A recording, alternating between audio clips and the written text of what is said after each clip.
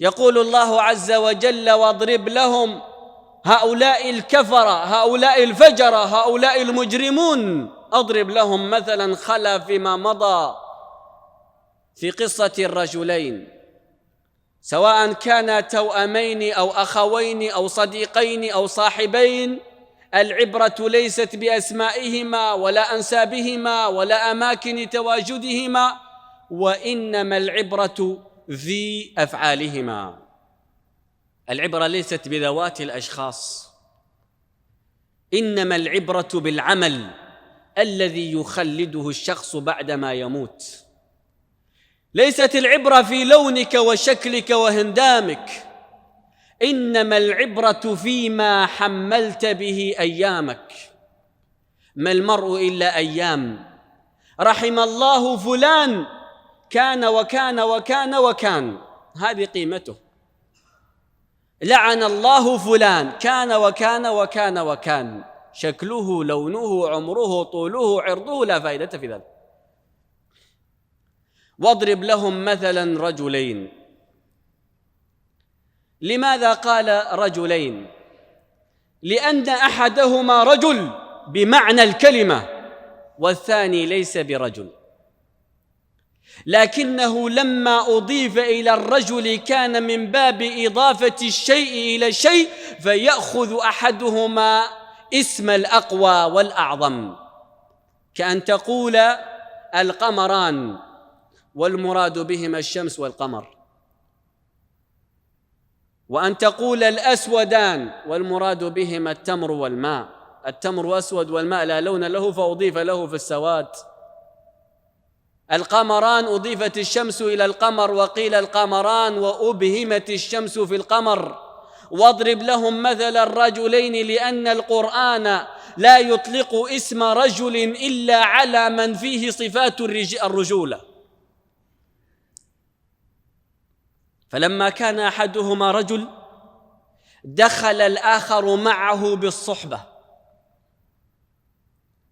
واضرب لهم مثل الرجلين جعلنا لأحدهما جنتين.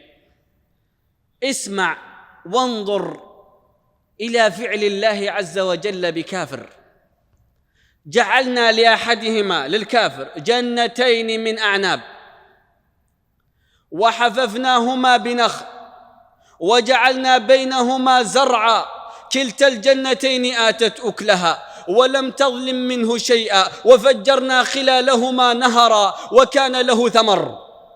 7 أشياء، 7 نعم متتابعة متتالية لا يمكن لأحد أن يفعلها إلا الواحد الأحد، ومع ذلك جحد كأنها ما يعرف الله. جعلنا لأحدهما جنتين. هل يستطيع غير الله أن يخرج نبتة واحدة من الأرض؟ أأنتم تزرعون أم نحن الزارعون؟ لو نشاء جعلناه حطاما فظلتم تفكهون إنا لمغرمون بل نحن محرومون. أفرأيتم الماء الذي تشربون أأنتم أنزلتموه من المزن أم نحن المنزلون؟ لو نشاء جعلناه أجاجا مالحا لا تستطيعون شربه فلولا تشكرون. جعلنا لأحدهما جنتين من أعناب وحففناهما بنخل وجعلنا بينهما زرعا. أين المهندسون الزراعيون؟ انظروا إلى الهندسة المعمارية الزراعية الجميلة كيف يبينها القرآن.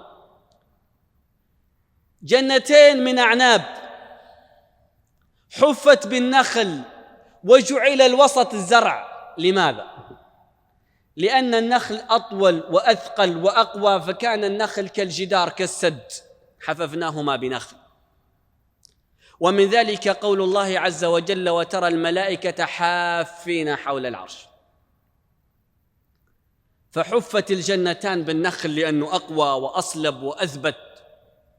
ثم جعل بعد النخل العنب بأنواعه، أعناب أبيض وأحمر وألوان مختلفة، منظر للعيون. ثم جعل وسط ذلك الزرع الخفيف البسيط، فالزرع البسيط الخفيف جعل في النص والنهر يجري بينهما، وجعلنا بينهما زرعا، بين الجنتين زرع ونهر قد شق الجنتين يسقي هذه ويسقي هذه، وكل جنة آتت أكلها، يعني آتت ثمرتها ولم تنقص منه شيء، لم تظلم منه شيء، لم تنقص شيء. النخل بجميع ثمره قد جاء، لم تأتي فيه تمرة واحدة ولا رطبة واحدة فاسدة. العنب كله جاء لم ينقص شيء، كل سنة بعد سنة تقدم الجنتين الأكل كاملا لا نقص فيه. والزرع كذلك، والخدم والحشم. فلما رأى هذا الرجل الكافر هذا الفضل العظيم من الله عليه بنى قواعد اعتقدها في نفسه، فقال: ما أعطاني الله هذا المال إلا لأنه يحبني، فلو كان الله ما يحبني لما أعطاني هذا الخير. هذه القاعدة موجودة عند كثير من الناس إلى اليوم. عندما تنظر في التلفاز وتأتيك آخر الأخبار وهي الحديث عن الرصد الجوي والحرارة والبرودة والمطر وغيره، وتدور الكرة الأرضية في عينيك، ترى أوروبا وأمريكا الأرض خضراء، وترى جنوب أفريقيا الأرض خضراء، بينما الشمال أفريقيا والجزيرة العربية جرداء. لماذا؟ أين الإيمان؟ لماذا اخضرت أرض الكفار وأصبحت أرض المسلمين جرداء؟ مكة أفضل بقعة على وجه الأرض، ويقول عنها القرآن على لسان إبراهيم عليه الصلاة والسلام: ربنا إني أسكنت من ذريتي بواد، ما صفته؟ غير ذي زرع. لماذا لا تكون مكة كلها زروع وأنهار وجنان؟ لأن الإيمان في القلوب جنة، وليست الجنة ما على وجه الأرض، لأن كل ما على وجه الأرض سيفنى، بينما الذي في القلوب لا يفنى. كل من عليها فان، لكن عندما تبعثر القبور يحصل ما في الصدور، وبعثر ما في القبور وحصل لأن الذي في الصدور لا يفنى، بينما الذي فوق الأرض يفنى. ما على وجه الأرض أرض وسيعود إلى الأرض طال الزمن أم قصر. إنا جعلنا ما على الأرض زينة لها لنبلوهم. فلما أنفق المؤمن ماله في سبيل الله وجاء إلى صاحبه أو أخيه، قال له صاحبه، وهذا الكلام اسمحوا لي بالعامية كما يقول بعض الناس: أنت ما تفهم، أنت وزعت فلوسك، وزعت مالك على الناس، خليهم ينفعوك، أما أنا استثمرت أموالي، وانظر هذه نتيجة عملي، نتيجة تخطيطي، نتيجة التخطيط والتفكير. أنت ما عندك فهم. كيف يا أخي توزع مالك، تنفق مالك، تنتظر الآخرة هذه ما أظن أنها جاية أصلا. هذا الفكر وهذا الاعتقاد ما زال موجودا في قلوب كثير من الناس. ولذلك عندما ترى بعض الناس يرى المال والفخفخة عند البعض الآخر يقول: يا سلام، هذا فلان أولاد ما شاء الله ومال وغير، أكيد الله يحبه. غلط. ليس كثرة المال والأولاد دليل محبة الله. قارون ماذا قال الله عز وجل عنه؟ قال: وآتيناهم من الكنوز ما إن مفاتحه لتنوء بالعصبة أولي القوة. المفاتيح بس، أنت مفاتيحك في جيبك يمكن تشيلها بصبع واحد، بينما قارون مفاتيح الكنوز التي يكنز فيها الذهب والفضة، العصبة من الرجال 10 رجال ما يستطيعوا يشيلونها. إذا كم خزنة عنده؟ وعلى ذلك